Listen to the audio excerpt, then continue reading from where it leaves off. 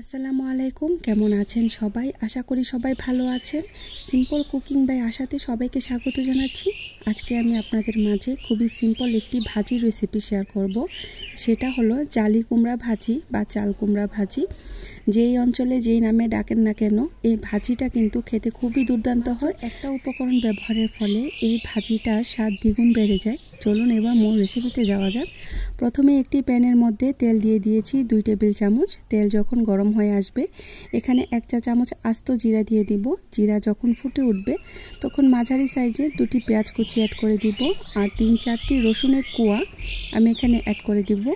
তারপর চুলার আঁচ মিডিয়ামে রেখে ভালো করে নেড়েচেড়ে আমি পেঁয়াজ আর রসুন ভালো করে ভেজে নেব। ভিডিওর এই পর্যন্ত এসে যারা একটি লাইক দিতে ভুলে গিয়েছেন, অনুরোধ রইল একটি লাইক দিয়ে সম্পূর্ণ ভিডিওটি কন্টিনিউ করার জন্য। পেঁয়াজ আর রসুন যখন ব্রাউন কালার হয়ে আসবে, তখন এখানে অ্যাড করে দিব জালি কুমড়া কুচি। আমি এখানে খোসা ছাড়িয়ে জালি কুমড়া চিকন করে কুচি করে ভালো করে ধুয়ে নিয়েছি। তারপর ভালো করে নেড়েচেড়ে মিশিয়ে নেব। এই সিম্পল রান্নাটা যদি একটু ডিফারেন্টভাবে করা যেতে পারে, খেতে কিন্তু খুবই দুর্দান্ত হয়। বাচ্চারা অনেক সময় খেতে চায় না, কিন্তু এভাবে যদি আপনারা একবার তৈরি করে দেন, বাচ্চারা তো খুব পছন্দ করে খাবে। অনেস্টলি বলতে গেলে আমিও বেশি জালি কুমড়া পছন্দ করি না, কিন্তু এভাবে যখন ভাজি করলাম, আসলেই এর স্বাদ দ্বিগুণ বেড়ে গিয়েছে।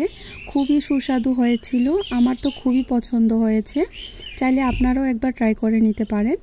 এভাবে যদি আপনারা তৈরি করে সকালে রুটির সাথেও পরিবেশন করতে পারেন বা দুপুরের গরম গরম ভাতের সাথেও আপনারা পরিবেশন করতে পারেন। এভাবে ভাজতে ভাজতে যখন জালি কুমড়া 70% সেদ্ধ হয়ে যাবে, তখন আমি মাছ বরাবর একটি জায়গা করে নেব। মাছ বরাবর এবার দিয়ে দিব একটি ডিম। এই ডিমটা ব্যবহারের ফলে এই ভাজির স্বাদ কিন্তু দ্বিগুণ বেড়ে যায়। যারা এখন পর্যন্ত এই ভাজিটা এভাবে খাননি, একবার হলেও ট্রাই করে দেখবেন, খেতে খুবই দুর্দান্ত হয়। ডিমটা অ্যাড করার পর আমি মাছ বরাবর একটু লবণ অ্যাড করে দিচ্ছি। তারপর এখানে অ্যাড করে দিব 3-4টি কাঁচামরিচ। কাঁচামরিচগুলো অবশ্যই মুখটা কেটে দিবেন, এতে কিন্তু ঝালটা খুব সুন্দরভাবে বের হবে। তারপর ভালো করে নেড়েচেড়ে মিশিয়ে নেব। আমার এই সিম্পল রান্নাগুলো যদি আপনাদের কাছে ভালো লেগে থাকে, প্লিজ লাইক, শেয়ার, কমেন্টস করবেন। আপনাদের সুন্দর কমেন্টস আমার পরবর্তী ভিডিও বানাতে অনেক বেশি উৎসাহিত করে।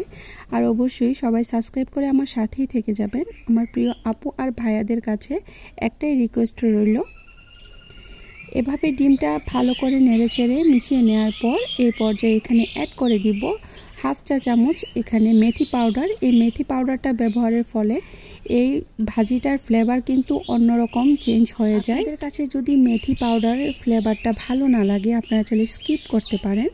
তারপর ভালো করে নেড়েচেড়ে মিশিয়ে নেব। চুলা থেকে নামানোর 2 মিনিট আগে কিছুটা ধনেপাতা কুচি ছড়িয়ে দিচ্ছি। তারপর আবারও ভালো করে নেড়েচেড়ে মিশিয়ে নেব। ব্যাস তৈরি হয়ে গেল মজাদার ডিম দিয়ে জালি কুমড়া ভাজি বা চাল কুমড়া ভাজি। যাই বলেন না কেন, খেতে কিন্তু খুবই দুর্দান্ত হয়। খুবই সিম্পলভাবে দেখানোর চেষ্টা করেছি, আশা করি আপনাদের ভালো লেগেছে। আজকে এ পর্যন্ত, পরবর্তী নতুন আরেকটি রেসিপির সাথে দেখা হবে ইনশাআল্লাহ। সবাই অনেক বেশি ভালো থাকবেন। আল্লাহ হাফেজ।